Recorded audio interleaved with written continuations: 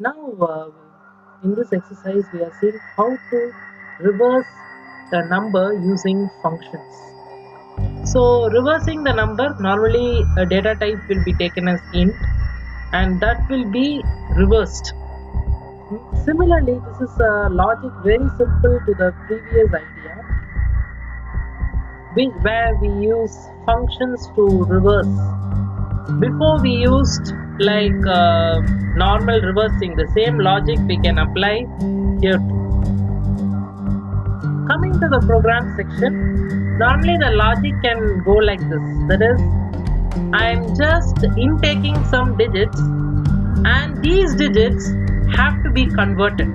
So how to convert a set of digits means basically I should be able to convert any kind of digits, but 0 can be an exception because modulus operators cannot go with 0.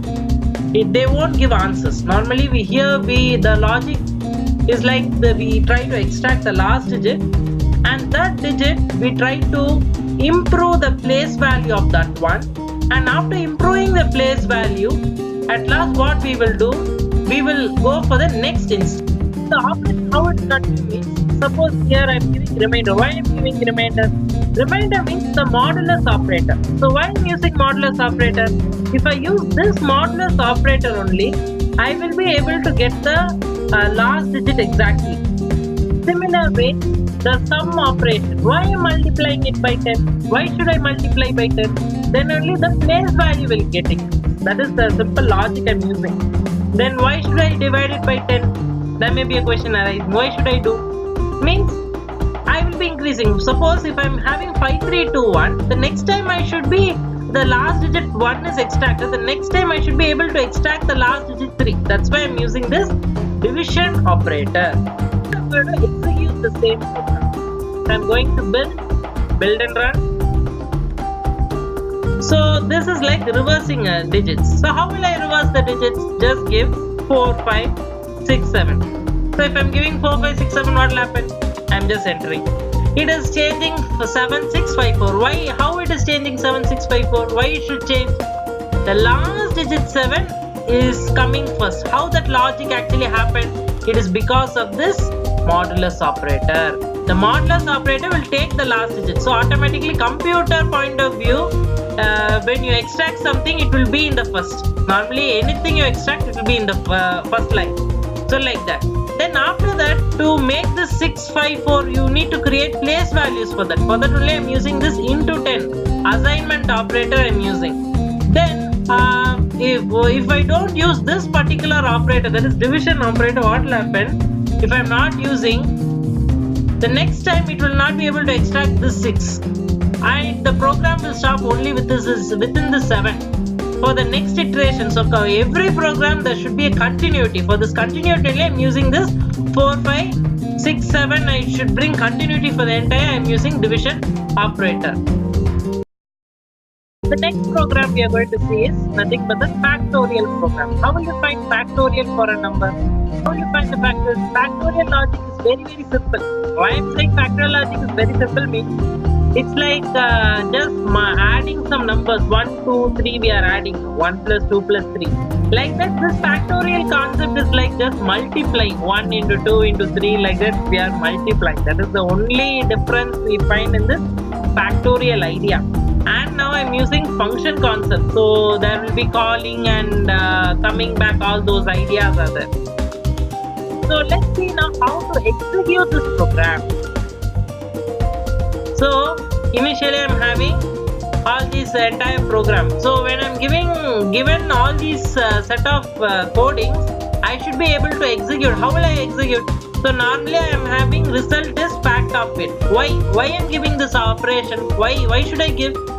Why should I find? First of all, why should I find factorial? Factorial, if I find only, I will be able to find the lowest value. Okay. Normally it is a concept relating to lowest applications. How to bring a greater digit to lowest application. That is a basic logic hidden in doing factorial concepts. So normally inside a function I am using for loop. So we need not think it as for loop. It is a source of values actually. It gives a set of values. So for these set of values, I am using multiplication automatically. The concept is very simple. Because normal addition, we're having a set of digits, and if we are going to add means that is normal addition. Here for a set of digits, I need to multiply. That is a very simple difference. Now, for the set of digits, I am using for loop. Then you have to just multiply it. That's it. Then after that, all these things are in the function. Normally we know that there will be main functions. Main functions, normally you need to extract all your calculations should be done in this function, and this result should be displayed. So when you are displaying the result here, it should display exactly. So what factorial are calculating, it is going exactly because it is due to the return operation. So that much advanced is the technology. So now let me build and run this program. So I am just building and running. So you have all these, enter the number they are asking.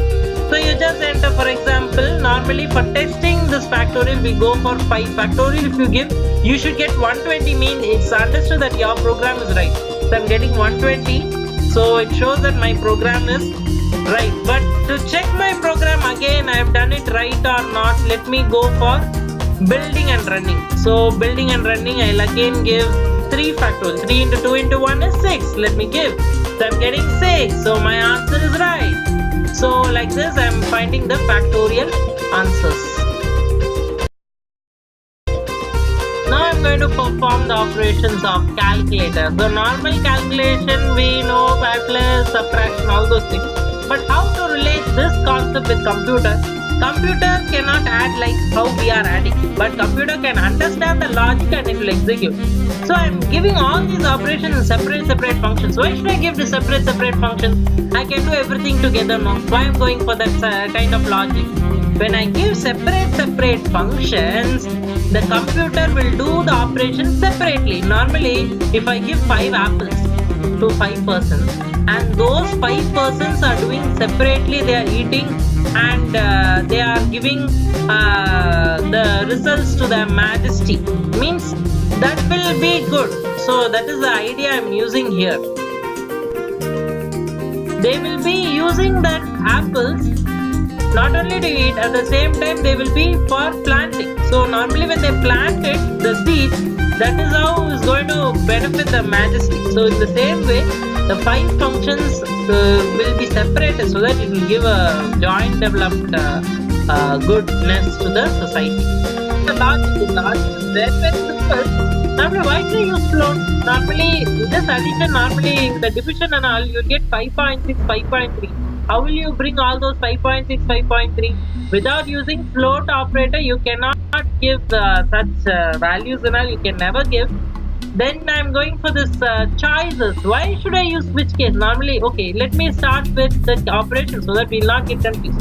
So normally the operations I'm giving it in different functions. Why should I not give the operations in switch case? Means I can give, but here I am asked to do so to use functions. Normally functions are very famous normally to do various mathematical operations or anything. Like in factorial program also we multiplied and did all the calculations inside the functions only. So the functions are given more importance for calculations. But the functions, now we know that it will extract all the values from the main functions and it will return it. So the main function here, it acts as a switch case statements. So these switch case statements, they will have different cases. These switch case cases, when they will execute only on the operations when they are completed in the function. Then only the function will bring its result, it will return it to the switch case and hence it will operate.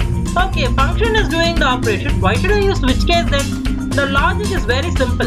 Even though the function is doing everything, I don't want to access all the addition, subtraction, multiplication. Since I wanted to access only any one at a time, then I can go for switch case.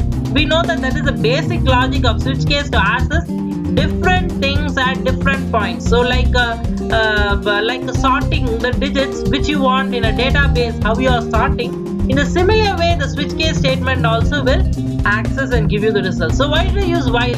Because for anything which is having a starting, it has to end. So if I'm trying to end this program, I can go for choice not equal to 5. So only 5 operations I'm having, and at the end of all these operations there should be an end. So for the end of this program I can go for not equal to 5. If I use void, actually I can go for any other functions. No, why should I use specially void? Void is used because when you wanted to pass things within a function, normally we go for void.